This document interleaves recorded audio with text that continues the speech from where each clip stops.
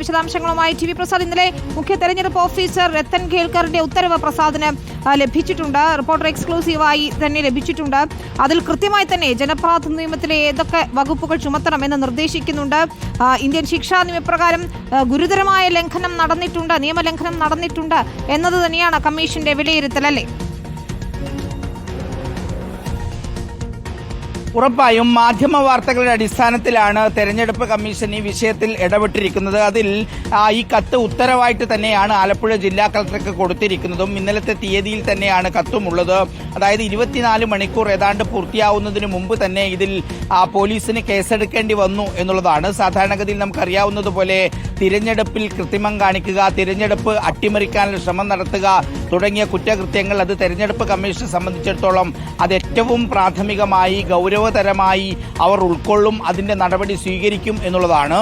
അതുകൊണ്ട് തന്നെയാണ് ഇന്നലെ തന്നെ FIR രജിസ്റ്റർ ചെയ്ത് അതിന്റെ നടപടികളിലേക്ക് കടക്കണം എന്ന നിർദ്ദേശം തെരഞ്ഞെടുപ്പ് കമ്മീഷന്റെ ഭാഗമായി തന്നെ ആലപ്പുഴ ജില്ലാ കളക്ടർക്ക് എത്തുകയും ചെയ്യുന്നത്. അതായത് ദിനപത്രങ്ങളെ ഉദ്ധരിച്ചുകൊണ്ടാണ് ഉത്തരവായി തന്നെ കത്ത് പുറത്തിറക്കിയിരിക്കുന്നത്. ഞാൻ നേരത്തെ പറഞ്ഞതുപോലെ മുഖ്യ തെരഞ്ഞെടുപ്പ് ഓഫീസറായ doctor Rattan U Kelkar IAS ആണ് കത്ത് ഇന്നലെ തയ്യാറാക്കി ആലപ്പുഴ ജില്ലാ കളക്ടർക്ക് കൊടുത്തിരിക്കുന്നത്.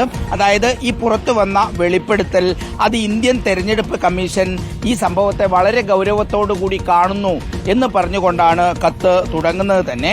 1989 ആലപ്പുഴ ലോക്സഭാ മണ്ഡലത്തിൽ നടന്ന തെരഞ്ഞെടുപ്പുമായി ബന്ധപ്പെട്ടാണ് ആരോപണ വിധേയമായ ഈ സംഭവം എന്ന് പറഞ്ഞു തുടങ്ങി. എന്തൊക്കെ കാര്യങ്ങളിലുള്ള ലംഘനങ്ങളാണ് ഉണ്ടായിരിക്കുന്നത് എന്നുള്ളതിൽ ജനപ്രാതിനിധ്യ നിയമത്തിലെ 135, 135A, 136, 128 എന്നീ വകുപ്പുകളെ കൂടാതെ മറ്റ് ഉചിതമായ വകുപ്പുകളും അതുകൂടാതെ 1961 തെരഞ്ഞെടുപ്പ് പെരുമാറ്റച്ചട്ടങ്ങൾ, ഇന്ത്യൻ ശിക്ഷാ നിയമത്തിലെ നിലവിലെ സാഹചര്യത്തിൽ ഭാരതീയ ന്യായ സംഹിതയിലെ പ്രസക്തമായ വ്യവസ്ഥകൾ എന്നിവയെല്ലാം പ്രകാരം ഇത് ഗുരുതരമായ ലംഘനമാണ്, ആ നിയമങ്ങളുടെ എല്ലാം ഗുരുതരമായ ലംഘനമാണ് എന്ന് തന്നെയാണ് കത്തിലുള്ളത്. ഇന്നലെ നിയമോപദേശത്തിന് വേണ്ടി പോലീസ് സമീപിച്ചപ്പോൾ തന്നെ ഒരു കാര്യം ഉറപ്പായിരുന്നു, തെരഞ്ഞെടുപ്പ് കമ്മീഷന്റെ ഇങ്ങനൊരു നിർദ്ദേശം വന്നു കഴിഞ്ഞാൽ പിന്നെ FIR എടുക്കുകയല്ലാതെ മറ്റു വഴിയില്ല. നിയമോപദേശം സ്വാഭാവികമായും ഈ പറയുന്ന വകുപ്പുകൾ കൂടാതെ, ഈ വകുപ്പുകൾ ഉൾപ്പെടുത്തണം, വകുപ്പുകൾ കൂടാതെ മറ്റെന്തൊക്കെ വകുപ്പുകളായിരിക്കണം ഇതിൽ ഉൾപ്പെടുത്തേണ്ടത് എന്നുള്ളതാണ്.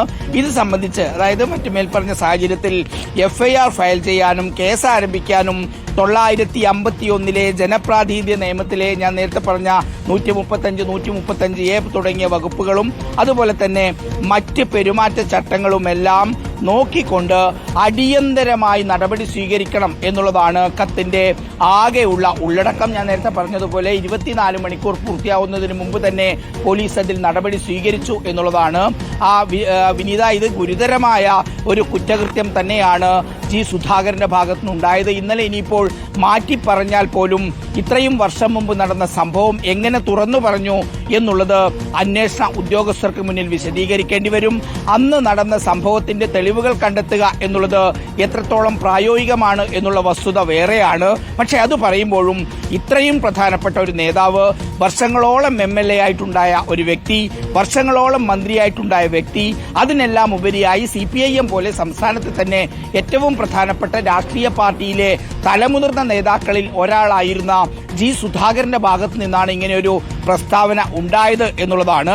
അത് സമീപകാലത്തൊന്നുമില്ലാത്ത രീതിയിൽ CPIMന്റെ നേതാക്കളെ ഉൾപ്പെടെ ഞെട്ടിക്കുന്ന രീതിയിൽ പലതരത്തിലുള്ള പ്രസ്താവനകളും പ്രസംഗങ്ങളും എല്ലാം വിവാദമായിട്ടുണ്ടെങ്കിൽ പോലും തെരഞ്ഞെടുപ്പുമായി ബന്ധപ്പെട്ട് ഇങ്ങനെയൊരു പ്രസ്താവന ഒരു നേതാവിന്റെ ഭാഗത്തുനിന്നുണ്ടാകുന്നത് ഞെട്ടലോടെയാണ് CPIM കാണുന്നത്. മാത്രമല്ല വിനീത, ഇതിലുള്ളൊരു പ്രശ്നം സമീപകാലത്ത് G. സുധാകരൻ നടത്തുന്ന പല പ്രസ്താവനകളും അത് CPIMന് തലവേദന ഉണ്ടാകുന്നുണ്ട്. പക്ഷെ ഈ സംഭവത്തിലാണെങ്കിൽ ആ വേദി എന്നുള്ളത് CPIMന്റെ സർവീസ് സംഘടനയായ NGO യൂണിയന്റെ വേദിയാണ് എന്നുള്ളതാണ് അതിലും കൗതുകകരമായ ഒരു കാര്യം. ഇനിയിപ്പോൾ G. സുധാകരന് ഇത്തരം വേദി കൊടുക്കേണ്ടതില്ല എന്ന തീരുമാനത്തിലേക്ക് CPIM നേതാക്കളും പ്രവർത്തകരും എത്തുമെന്ന കാര്യം ഏതാണ്ട് ഉറപ്പായി കഴിഞ്ഞു. എന്തായാലും ഞാൻ നേരത്തെ റിപ്പോർട്ട് ചെയ്തതുപോലെ മുഖ്യ തെരഞ്ഞെടുപ്പ് ഓഫീസർ അതീവ പ്രാധാന്യത്തോടെ ഇന്നലെ കത്തയക്കുന്നു, ഇന്ന് അതിൽ കേസെടുക്കുന്നു എന്നുള്ളതാണ് ഇതിൽ ഏറ്റവും പ്രധാനപ്പെട്ട കാര്യം. ഏറ്റവും പ്രധാനപ്പെട്ട കാര്യവും അത് തന്നെയാണ്. G. സുധാകരനെതിരെ ഏതായാലും കേസെടുത്തിരിക്കുകയാണ്. തെരഞ്ഞെടുപ്പ് കമ്മീഷന്റെ നിർദ്ദേശപ്രകാരമാണ് തപാൽ വോട്ടിൽ കൃത്രിമം കാണിച്ചുവെന്ന സുധാകരന്റെ വിവാദ പ്രസംഗത്തിൽ ഇപ്പോൾ കേസെടുത്തിരിക്കുന്ന ജനപ്രാതിനിധ്യ നിയമത്തിലെ വകുപ്പുകൾ ചുമത്തി തന്നെയാണ് കേസെടുത്തിരിക്കുന്നത്. ടി വി പ്രസാദും റഹീസ് റഷീദും ശരത് എസ് എസുമാണ് വിശദാംശങ്ങൾ.